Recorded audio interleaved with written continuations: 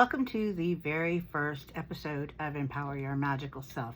I'm your host, Leah, the Mystic Autistic, and my guest for this episode is the radiant and inspiring Toni Jones, Affirmation musician. Before we get to the interview, let me tell you a little bit about the idea behind this podcast, Empower Your Magical Self, and what you'll find here. Right now, it's September of 2023.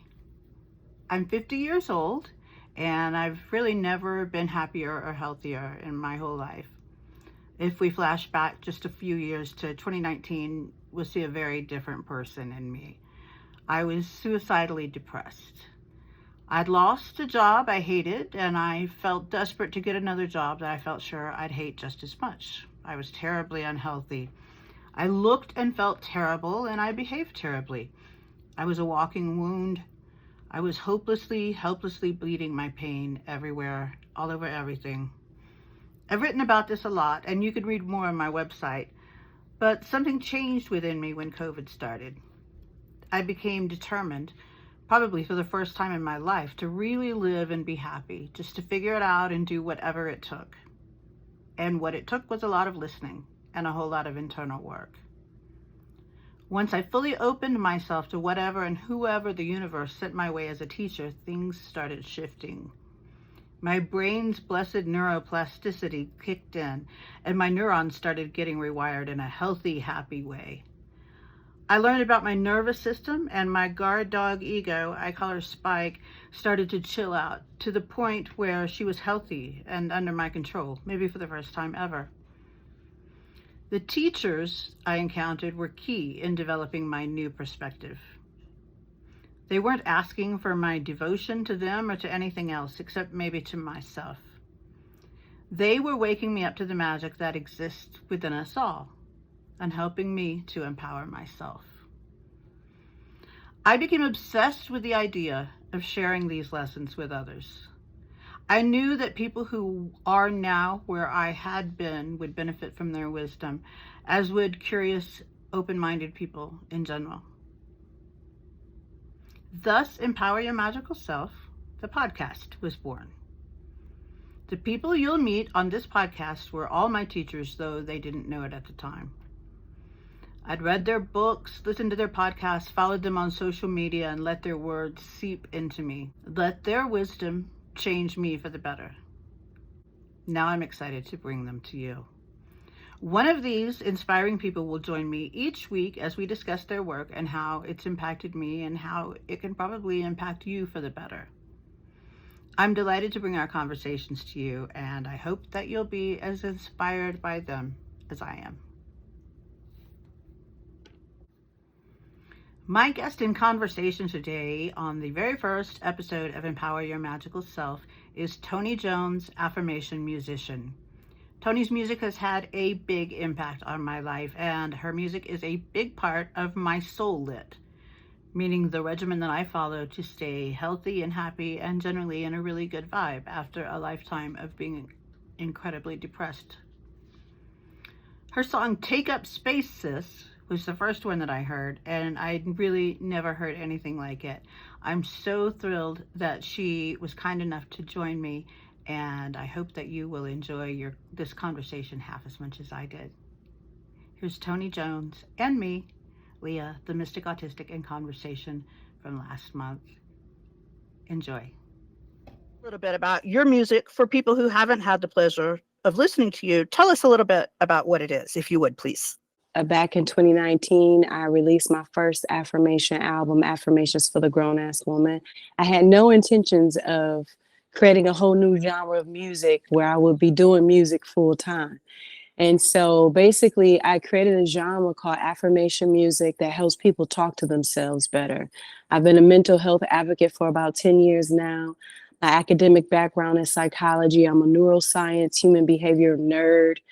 So I'm very well read in the space when it comes to personal development and human behavior. So everything that I've done in my profession and career has been channeled into this new career that I founded and spearheading this new genre of music called affirmation music. So I basically, I just help people talk to themselves better, and they get to witness the benefits of that practice. First song that I heard of yours was Take Up Space, Sis.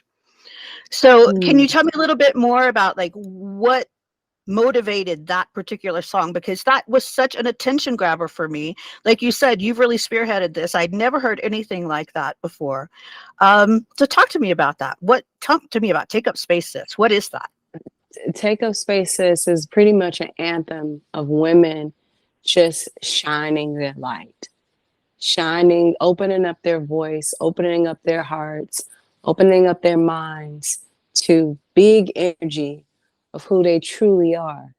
And I was just on another podcast interview and talking about this song, and I'm like, the source of this song is my journey of experiencing life as a woman, and my journey witnessing other women experience life in a Western society where we're rewarded and defined by how much we give to others, by how much we shrink ourselves and put everybody first on the list and put ourselves last. And so Take Up Space says is an anthem for women to finally say, I'm going to show up big, and whoever is triggered by that, they're not my people, they're not my tribe, they're not the vibration, they're not my allies. And because when you show up big, your people come, your opportunities come. People are drawn by your authentic expression. So Take Up Spaces is pretty much the soundtrack for women to opt into, to decide, do I want to take up space in this space, at work, at home, in my marriage, with my children, with my creativity, with my purpose? They get to choose by listening to that song, like, do I finally want to say yes to me? So it's that.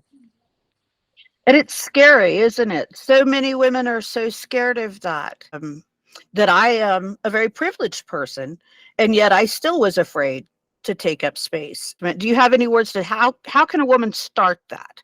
Start to take up space. Start to allow that energy in her life. The point of entry into taking up space for a woman should be with herself first, to take up space with herself, whether she's a mom, um, whether she's an executive that's running a Fortune 500 company, whether she's a stay-at-home wife, whatever, or she's a single woman who's a musician somewhere in the world. No matter what lifestyle you're living, just turn off all the noise and get somewhere quiet Mhm. and just ask yourself questions. Am I happy? Take up space that way. Take up space with self-curiosity, self-inquiry. Take inventory of what you like about your life, what you don't like about it. Who are the people that make you feel most supported and loved? Who are the people that don't make you feel supported and loved? What habits do you know that self-sabotage the goodness that you want to express and share and create in the world? Like, just radical curiosity and inquiry with yourself is where you can take, because when you take up space with you, with the things that you've been neglecting and ignoring and been denial of in your own personal private life, you build that muscle to take up space, that boldness and that courage to take up space with other people, with other spaces, with the other opportunities. You see what I'm saying? So I would say that's the Absolutely. first point of entry, is actually take up space with yourself. Say, wow, if I'm my worst enemy, I wonder if I can be my best ally. Mm. Affirmation music allows you to do that at the push of Mm. play. I don't have a musical background. It's a funny thing because when I look back, I can see the breadcrumbs and how it led me here. Isn't that I was cool? I just, love that. I love the breadcrumb story. yes, So tell me the that. Yeah. breadcrumbs. Mom used to put me in these pageants when I was younger, Mhm. and my talent always was rehearsing Proverbs 31, which is a passage out of the Bible, where it talks about a woman and how she presented herself in the community, in her home. And I always recited that passage, Proverbs 31, over piano music. I had piano music playing or a pianist Uh-huh. playing it. Uh-huh. So it was just like, when I look back at that, I'm like, oh my gosh. There are the Like, no breadcrumbs. one, those were the breadcrumbs. It's like whether my parents didn't know, I didn't know, nobody in my life knew, but something else knew and was threading and orchestrating my purpose and my destiny without my knowledge. And that's just it's a fascinating story, even to me who lived it. Yeah. And it's, when I try to tell people about your music who haven't heard your music, I think that they're expecting that it's going to be like the kind of music they play when you're getting a massage, the kind of, Like new ah, age. like exactly like new age music. And that's what I really want to get across to people who haven't experienced your music, that that's not what it's about. So what are some of your maybe musical influences that people could think, oh, okay, that is rings a bell to me. What But is your sound like? oh Like my I don't gosh. I don't know. For some reason I'm thinking Stevie Wonder, but it's not really like Steve. But it's got that same It's vibe to me. vibe. Well, I would say Motown music. There you Motown go. music. Motown music. I'm from Detroit, so I'm Right. gonna always rep Hmm. Motown. But Yeah. Motown music, if I was to say, to give some type of reference point of Sure. what my music feels like and what it does, it gives the Motown effect. It takes people into a trance of enjoyment of life and a new narrative, a new possibility in the midst of chaos, in the midst of a seemingly hopeless society. Yeah. It's like it creates another pocket of possibility for you to reimagine life and reimagine the world, which Motown music did very, very well. Until this day, you can push play on Motown music in 2023, and you're immediately transported into a vibration of like enjoyment, and you want to dance and you want to move and you want to smile and you want to recite the lyrics, and so affirmation music is a way to do that, but speaking to yourself. Up with a strong spiritual practice. Grew up in Okay. church. When you grow up in the urban church community, music is everything to that Right. experience. Dance, movement, expression is is just is part of that culture. And Hmm. so even though I didn't have any like formal musical education or training, the church influenced me heavily. And so it also influenced me spiritually, because since I was 7 years old, I always had an insatiable appetite to perform miracles. Oh. I remember reading in the Bible about how Jesus performed miracles, and I didn't think of Jesus as someone I had to like. When I think about what I remember as a child, Jesus was not like a leader of a religion. He was like a superhero to me. I was like, Oh. just like how you look at Superman or Uh-huh. Wonder Woman. I was like, Jesus can walk on water. He can turn water into wine. He can heal people and raise people. I was like, I want to do that. But Uh-huh. there was no type of empowerment conversations that I was a part of that was training people how to perform miracles. And then as I got older, I was like, oh, performing miracles is not actually a thing in society. That's like, so I just let that go. But I remember as a child, that was something that I really wanted to do. Like I wanted to do something that defied logic, And so my spiritual background comes from a religious space, but it started with the natural appetite for the supernatural. What is power? What is power in the world? What are your thoughts about power? Well, that's a great question and a great conversation topic, because we have so many narratives and definitions around power, individually Mhm. and collectively. But I'll say from my experience and what I've learned with my defining, my ever evolving defining definition of power, it started with money. It started with being able to um, be a Christian who saved souls for the church. It went to, and it just evolved over the years. It ended up being defined by my own personal liberation. That's powerful when you can have your own individual thought in a society that thrives off of conformity. Um, Power, what I have recently defined I won't say define power, but I like my power. My definition of power is alive. It's not confined. I realize that it's always growing and changing. And so what I've realized is the power that I have and the power that I realize a lot of celebrities and people and influencers have is the trust of people. When you can influence the minds of people and they trust you, and you can have some type of currency with them that goes far past finances, that is very powerful. And the responsibility to that power, I don't think people are willing to pay that price if they knew what it actually costs to have power over people's minds and energy. Um, and so for me, it's an honor and it's a sacred opportunity to return people back to themselves. That's a powerful thing. So I think sovereign free will is power.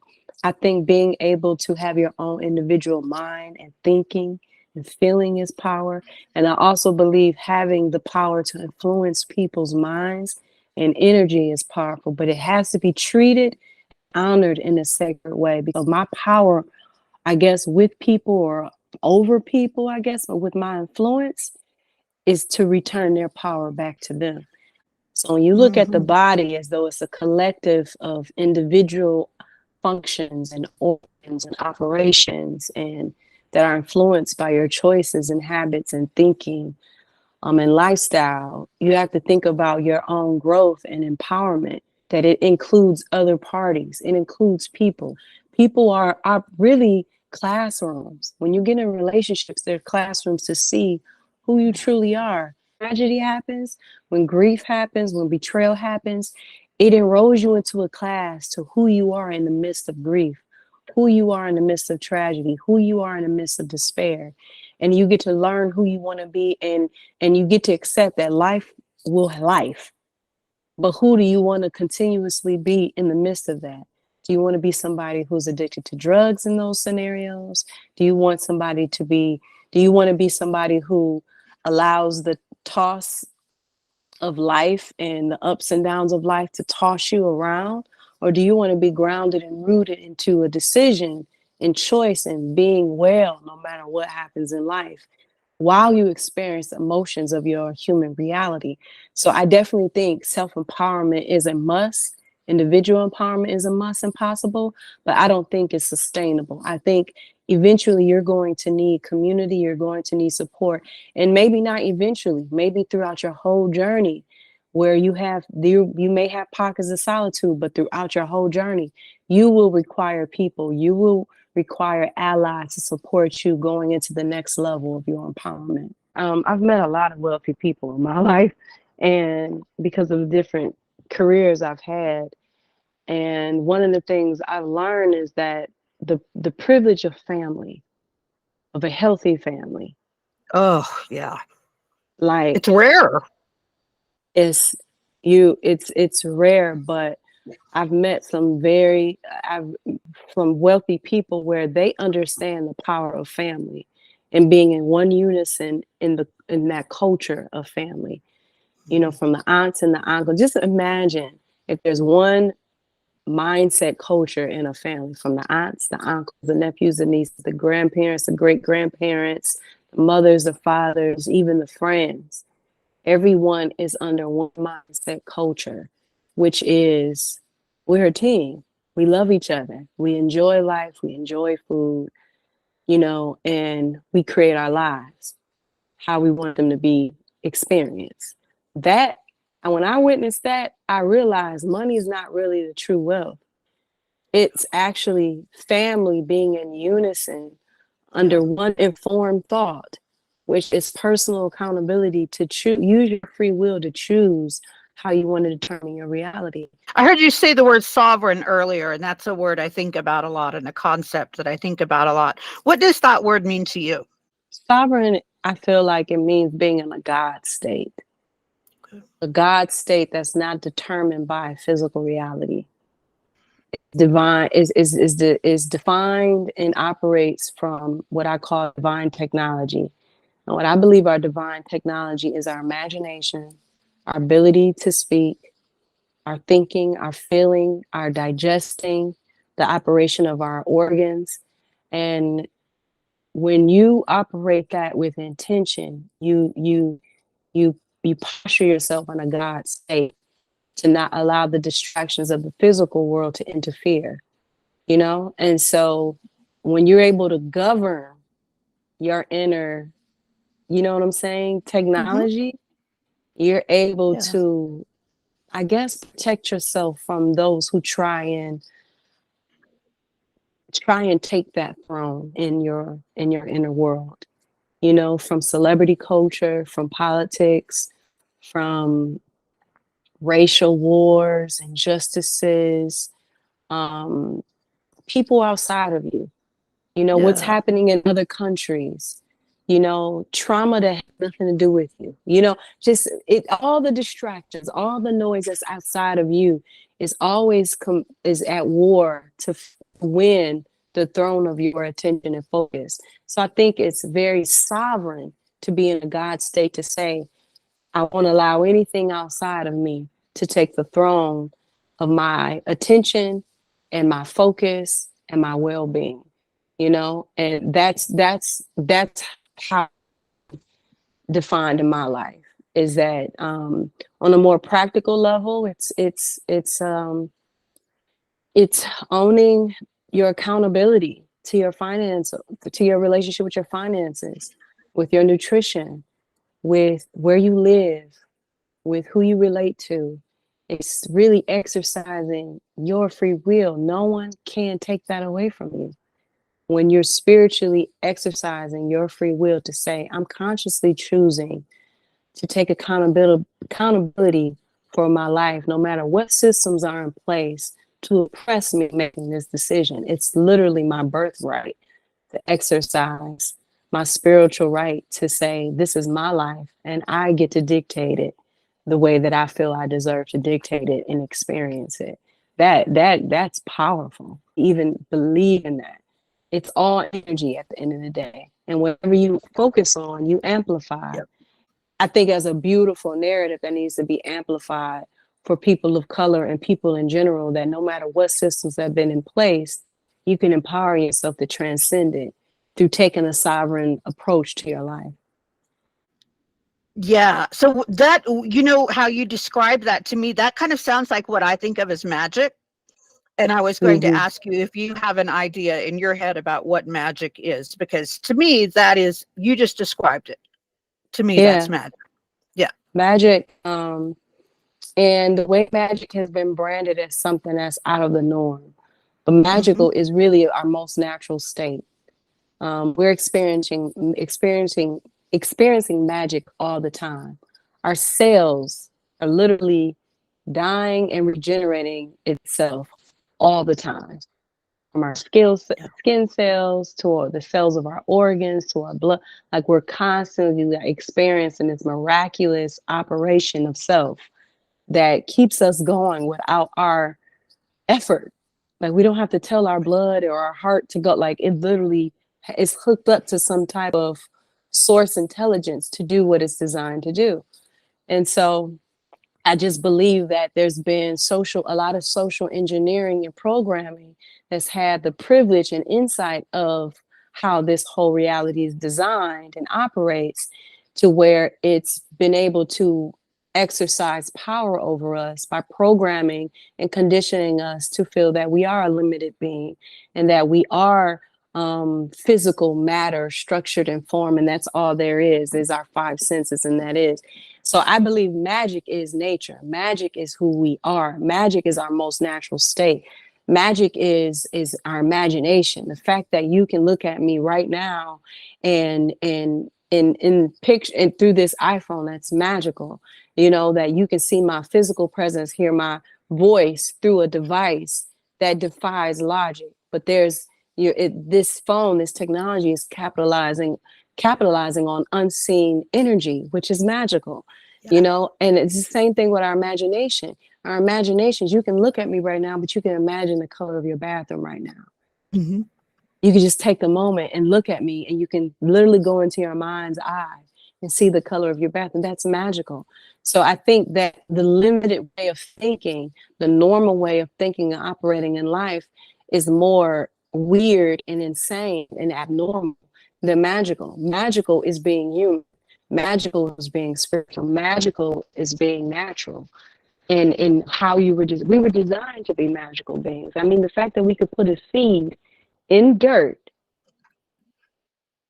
and it can produce more than enough fruit and vegetables.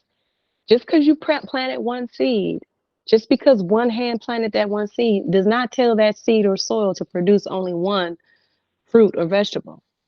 It does what it's supposed to be, more than enough. That's magical. That's Mm-hmm. absolutely magical, where you can plant one thing and it can be not only produce one time, but it can do it year round, forever. So I believe magical, the way it's magic has been the way it's been branded has been as though it's out of the norm or it's something that's very rare. But no, magic is literally what we live every single day. I feel like from listening to your music, the pandemic was a big deal for you in terms of your being and your progression. Maybe I'm reading that wrong. It certainly was for me. I'm thinking about your song Catch Me Outside, and just like you just sounded like you were just about to burst at the seams to get outside. And was that really your experience with the pandemic? Did you undergo a lot of transformation there? Well, when one of my albums, I believe it was in the second album, I See Me Mantras, I mentioned, and I think the Mhm. second, yeah, it was the second song, I See Thoughts, where I said 2019 was my A pandemic. launching pad. Oh yes, I remember. Yeah. Yeah, Uh-huh. Yeah. 2019 was my pandemic. When 2020 hit, it hasn't been that was like the happiest, funnest year I've had as an adult thus far. Uh-huh. Because 2019 was such hell for me. When I went into 2020, I decided, this was before the pandemic happened, I had made a decision to devote and commit myself to being happy and enjoying my life no matter what happened. So no matter, I mean, Black Lives Matter happened that year. The pandemic happened that year. So many people got COVID. So many people died. But it was not enough reason for me to be joyless.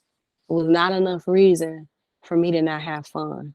I had to learn how to create space for what was happening in reality and observe it, but not let it be the throne of my life to where it dictated how good this life can be. So a lot of my Mhm. life in 2020, I had tons of fun. I experienced so much favor. My streams were increasing. It was my mental health was so shot in 2019 that 2020 I just really had to rediscover how good life can actually be despite having a really horrific 2019 year prior. So I wasn't really COVID conscious. I wasn't pandemic conscious. I don't watch TV. I don't opt into any of the campaigns that media puts on, even if it has something to do with being black or injustice. My life, my present life, became my CNN. It became Yeah. the news headlines because I had. I want people to understand it. It's not me being insensitive to a reality. It's just my reality of 2019, and was so horrible. And I realized that I had to experience it to realize how much I made so much outside of me my priority and my focus. Where when 2020 came, I was like, I'm going to embark on mastering how my energy to where I focus on what matters to me, not to be insensitive to other realities and how other people are experiencing that. But I just needed to have fun and restore my mental health. So it was very contradicting to a lot of what was happening collectively. But I just became very important to myself. So a lot of that music that I wrote in Affirmations and Chill it came from my empathy for a lot of people that felt in prison and felt like they Mhm. didn't know, like they felt like they were going crazy because they felt threatened by the stillness. They felt threatened by the silence. They felt threatened by not being in their routine, which is all normal, which is so normal for the nervous system when it changes realities and routines. So I had a lot of empathy and sensitivity for how everyone was experiencing it. Um, but I was experiencing it a whole different way. I felt like a whole child, like at a amusement park. Because I was very disenchanted with our society. I was Yeah. disenchanted with the money system. I was disenchanted with the food. Learning so much was like creating a psychosis of being disenchanted with life. And I felt like I'm not meant to be here because this reality is so harmful to Yes. everybody. Totally. And Isn't she just incredibly inspirational? I really hope that you're enjoying the interview that I did with Toni Jones and that you will be back in the next half of the show to listen to more of her wisdom. I want to take a break here to say that one of the things that I enjoyed most about talking with Toni is that she's so open and honest about her experiences, some of the experiences that are really raw that a lot of people really wouldn't go into. She and I had a similar experience and had a very difficult 2019. And we together go into some depth about what happened to us and the things that helped us get better. I'm going to give you a content warning. There is a lot of talk about suicidal ideation and about suicide in general. So if you don't want to listen to that, I have cut it out so it is not part of this show. However, you may find it very helpful to listen to. It's very real and it may be relevant to you or to someone you love. So I'm going to portion that section out and put it up on my website, and I will also put it on YouTube, but it will be separate from this episode. So there will be a content warning, and I welcome you to listen to that, but I also welcome you to skip it if it doesn't fit your needs, if it doesn't serve you right now. So let's return now to part two of the interview with Toni so for Jones. me, it was like COVID, the pandemic happening was like, it was exciting for me because so many people before the pandemic were still dying from cancer because of what's in our food, what's in our air, Right. what's in our water. So the pandemic wasn't special to me. I felt like I had been living a pandemic my whole entire life. I felt like it was madness that teachers get paid $30,000 a year and an actress to get paid $30 million for being a voiceover for a cartoon. Like I felt like this cannot be normal. So for me, I like the idea that there was no sports. I Yeah. love the idea that everything had to stop. Like I was like, this means something's about to happen. There's a new reality about to emerge. So I was very excited. The pandemic was not the worst thing for me. It was the reality of insane normalcy that had been living in this American society for years and trying to find my way to navigate it. You know, it actually, a pandemic relieved me. I'm like, maybe these unfortunate tragedies that's happening will wake people up to create something new in their lives, to say this routine, this system that's been given to us is not what life is about, you Right. know? And so, you know, it was very unpopular thought, and some may perceive it as insensitive, but I'm just a provocative woman. I'm a provocative, very independent thinker, and I see through things.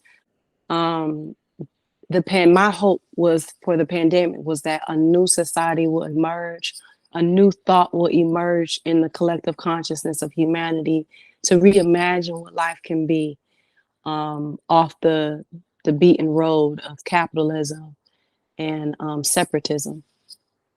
Do you think that's happened at all? Because I had that I had that hope too, but now I'm kind of like, I don't know if anything's really Um, I changed. think I think it's I think it's happening.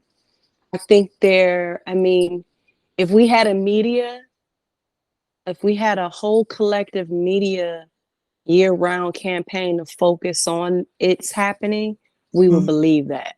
Mm-hmm. Because the spaces I'm a part of, the way consciousness is evolving, it's happening.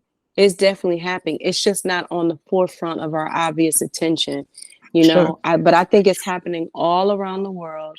I think people have definitely woke up, but I think people are fighting to go back to sleep. Mm-hmm. I think people are fighting to maintain the familiar. The world has changed. Society has changed. There are things that I believe that are not that look like they're still the same, that I think that have completely been, like, I think our government, I think it's completely changed. I don't think we know it yet, you know. But I won't go down those rabbit holes. But I do believe change has happened, evolution has happened. I think consciousness has evolved and grown. But I think because it's triggered people's trauma around change, that people want just to maintain what has been familiar all their lives, which is Yeah. their routine, their emotional routine, their emotional habits, their thinking habits, their financial, you know what I'm saying? Yeah. So people don't know how to a lot of people don't know how to reimagine a world of peace and harmony and acceptance for the duality of life, you know. Yeah. So I definitely think it's happening, but when you look out into the world and look at what's being broadcasting, it looks like it's not happening. But I know too much. I've been exposed to too much to know that it actually is happening. It's just not broadcasted the way that, you know, the other things are being broadcasted. Yeah. It looks like hopelessness. Mm-hmm. It feels like it. It feels like this despair, but there's but any great farmer knows that when it's this bare land, that's more opportunity to sow seeds. So when you're in hopelessness and despair and collective despair on large, that means that's an opportunity for us to share our light, share our gifts, to give those seeds to where there is no growth, there is no bloom, there is no, you know, Yeah. hope. When we feel like all I really can accomplish today is brushing my teeth, but that makes me ashamed of myself. No, like you said, if that's all you can do and you do it 10 gold stars, 20 gold stars, 100 gold stars, because you're bringing yourself closer to life. And Yeah, and then what happens? What happens? Oh my gosh. Mm, mm, mm. What happens when you do that as you accumulate this bond with yourself because you watched and witnessed yourself be the one that crawled yourself out that hole because nobody else is going to do it for you. yeah, they There's a can't. bond. No, they Yeah. can't. There's a No. bond and loyalty that you develop in that process to when you crawl yourself out of it. You're like, I'm never going to allow anybody or anyone or anything to get me that disloyal to myself to where I feel like I have to exit out of here. Yeah. So there becomes that I developed a stronger self-loyalty and devotion to myself because I'm the one that nurtured myself back to life. I'm the one that entertained thoughts of optimism. I'm the one that took myself out to nature. I'm the one that started to change my nutrition when I felt strong enough to do so. You know what I'm saying? So You're it's your just own like hero. You you're saved your your own life. You're your hero. hero. I Yeah. saved my life. So when people Yeah. ask me, who inspires you? I'm like, me. I Yeah. inspire me because I know where I was. And somehow, some way, I was divinely guided to make small decisions back home to myself. Yeah. Like, who else can inspire me more than that? You know, Right. so no matter Yeah. how much spiritual support you have, no matter what you believe in as far as divinity or deity, you still have to choose. And I made that choice. And that's what inspires me is that I continue to choose myself, you know? And we could all do that, right? So the person who's listening to you, he can choose themselves. right this second, right? Right this second. Right Yep. this second. And one of the things that helped me is like what, because when you're in crisis, you don't believe anything but the bad stuff. That's on the loop. To entertain anything else but that seems Like crazy. a joke. It feels like a Like joke. a Yeah. joke. It feels like a Yeah. joke. But one of the things that helped me counter that is what would the version of me who loves myself do in this situation? Ask Hmm. yourself, what would the version of me who loves and believes in myself and sees the best for me, what would the version of me do for me in this moment? And surprisingly so, every time I asked that question when I was in crisis, it was never journaling. It was never meditation. It was never yoga. It was something that brought me pleasure and joy. It was something that was fun for me. It was something that was soft and light and not performative, you know? And you let yourself have it. You And didn't I let shame yourself myself for have it. that. And I Yeah. didn't edit or police myself. I let myself have it. Yeah. Whew! This has been a wonderful talk, Toni. I really Thank you. appreciate you so much for doing this for me. I know you don't know me from Eve, so I really appreciate you taking the time to do this. Um, Gratitude.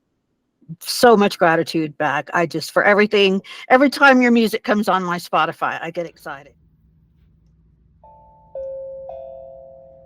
And that's it. That's our show for the day. I really hope that you enjoyed the first episode of Empower Your Magical Self.